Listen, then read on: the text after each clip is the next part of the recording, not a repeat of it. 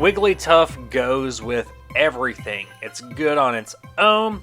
It wants the bench full of something, so you can put a bunch of bulky normal types like Kangaskhan and Chansey and Lickitung. You can fill it with metagame tech cards like Magmar, Scyther, Electabuzz, Hitmonchan, Mewtwo, Mr. Mime, Clefable, Ditto, Dodrio. This is why I love Wigglytuff so much. This is why I think it's the best archetype in base Fossil and base Rocket. You can run a 4-4 line of Wigglytuff and then just surround it with whatever you want, whatever's gonna be best for combating the metagame, and you've got a deck. So in the 2025 landscape, where the base Fossil metagame kind of shuns aggro decks and opts for more mid-rangey, grindy play styles, what do we go for? There's a ton of Psychic types, and Wigglytuff already resists Psychic, so we're good there. It's weak to Fighting, but Fighting is very downplayed. You rarely see Hitmonchan. As we discussed in the prior video, Water is also pretty much downplayed in this format, so why don't we go with Fire type? Let's do a Fire type Wigglytuff aggro control deck. How are we going to do that? Well, we're going to play Moltres, but not in the usual way. Your typical Wildfire deck wants you to stack as many Fire energy as you possibly can on top of Moltres, and then discard them all in order to mill your opponent out. Instead, what we're going to be doing here is we're going to be focusing on Wigglytuff's Do the Wave as the primary way to deal damage and get KOs, take prize cards like any other Wigglytuff deck does. But also, every turn you're going to want to take a little bit of a peek. You already knew this was coming from the title of the video, but we're going to be using Mankey's Peak Power. Early game, before you have your setup, you're probably going to want to be looking at your own prize cards to see what's in there to optimize your prize draws. But mid to late game, you're going to start looking at the top card of your opponent's deck, and if it's something that's going to benefit them on their turn, well, guess what? You can just swap a Moltres into the active position and use Wildfire to discard that card for 1 energy. Get your opponent to a point where they are relying on top draws, and then destroy their top draws. This is the sneakiest, most subversive Wigglytuff build you're gonna see without including Rocket cards. It's incredibly fun to play. I'm very excited to talk about it. What type of Fire type Wigglytuff shenanigans are we up to? Let's get right into the deck list. Jigglypuff is a card that has gotten a bit better with time because you don't have to worry about getting O-code by Hitmonchan as often, so you feel more comfortable starting the game with it, using Lullaby as a stall tactic to help build up your resources. The fighting weakness doesn't hurt as much, but the psychic resistance definitely helps. You're not getting touched by a Mime. Mewtwo's dealing significantly less. Actually, getting a Lullaby off on a Mewtwo before it can use energy absorption can be game-changing in itself. Something you can still do with Wigglytuff if you don't have a full bench. Though more often than not, you just want to go straight in to Do the Wave as early as possible, start stacking damage, scoring you a bunch of 2-hit KOs. And since we're using Moltres already in this deck, I think that Magmar is just the go-to include. The options of Smokescreen dealing chip damage and potentially stalling for a turn on top of Smog that's dealing more damage with the potential for more disruption. In a metagame where Rain Dance is a little too scared of last to see a ton of play, I think Magmar has become the go-to energy efficient attacker over Electabuzz or Hitmonchan. All play sets so far, but we're going to be opting for 3 copies of Mankey for its peak power. Mankey is very much gust bait, but that is the price you pay for the knowledge you gain by using Peak. But you also don't see Gust as often anymore. As I said in the intro, this is going to be part of your control combo where you're looking at the top card of your opponent's deck, and if it's something that is potentially going to be a threat, if it's a Professor Oak or an item finder and you know what's in their discard, you can move that Moltres into the active position, discard it from the top of their deck, and you're removing at least 1 guaranteed resource that you knew about. You're not going to stop them from getting good top draws, but this definitely helps. Especially when you're already on the back foot of playing against a Wigglytuff deck. You really need to draw into some stall tactics. As you may have guessed, we are starting off our trainer lineup with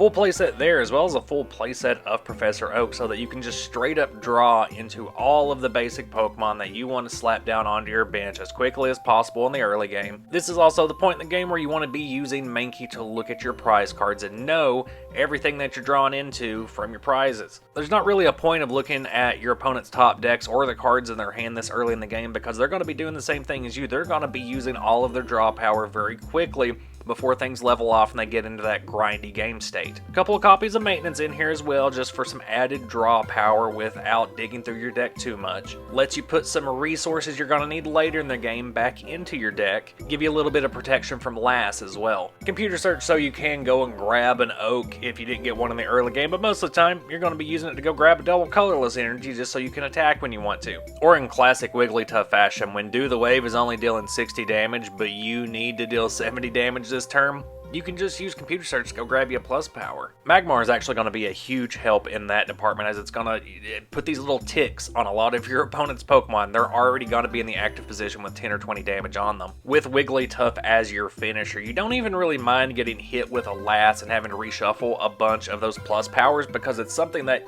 you would be shuffling back in with maintenance anyway to use later in the game. We do have 3 copies of Lass for ourselves to use against Rain Dance and to use against energy removal that would be knocking off our double colorless energies. As I've already said, plus power is more for the late game, whenever you've taken a couple turns to set up a perfect KO turn on a major nuisance like a Lickitung. At that point in the game, your opponent's probably burned through a lot of their resources. They've already played all of their Lasses. They've already played a few of their item finders. That's when you feel more comfortable holding on to a few plus powers in your hand, and then you can switch in, Do the Wave, get a KO, move along with the deck, and your copies of Switch and Gust of Wind are going to help you accomplish that. Nothing new about how powerful these 2 cards are in aggro decks. And you would maybe think that I would go a little heavier on Switch, because Wigglytuff and Magmar, you don't really want to be discarding energy off of either of those Pokemon in order to retreat them, and so in those scenarios where you peek at the top of your opponent's deck and you really need to move a Moltres in there to discard that top card,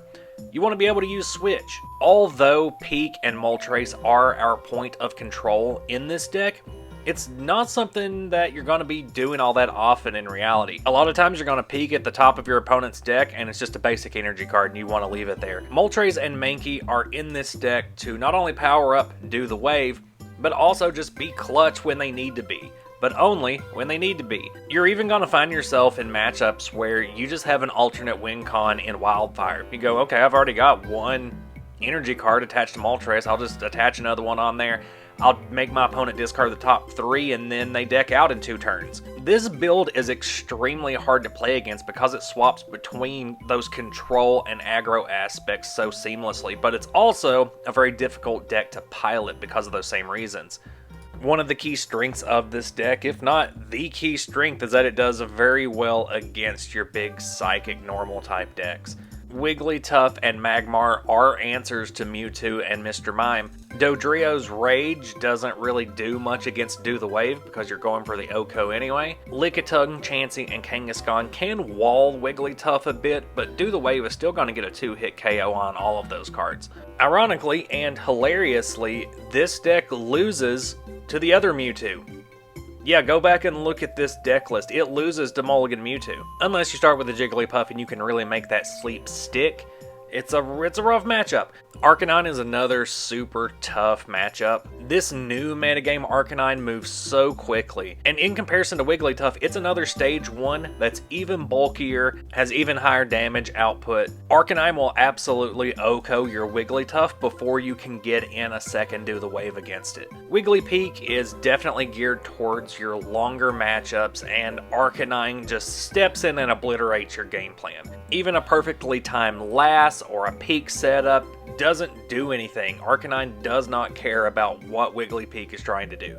As you all already know, Wigglytuff can be paired with just about anything and still be pretty good, so depending on what kinds of techs you want to make, if you want to throw in Lickitung, Kangaskhan, Ghastly, energy removal, super potion, really whatever direction you want to take, even with this build, if there's certain aspects that you want to lean more heavily into, It's definitely possible. So let me know what your current Wigglytuff builds are. What do you think the best partners are for Wigglytuff? Or do we kick it old school and just go back to turn 2 Wigglytuff, flooding your deck with Clefairy dolls and mysterious fossils? I hope you enjoyed the video. I thank you so much for watching, and I'll see you on the next one.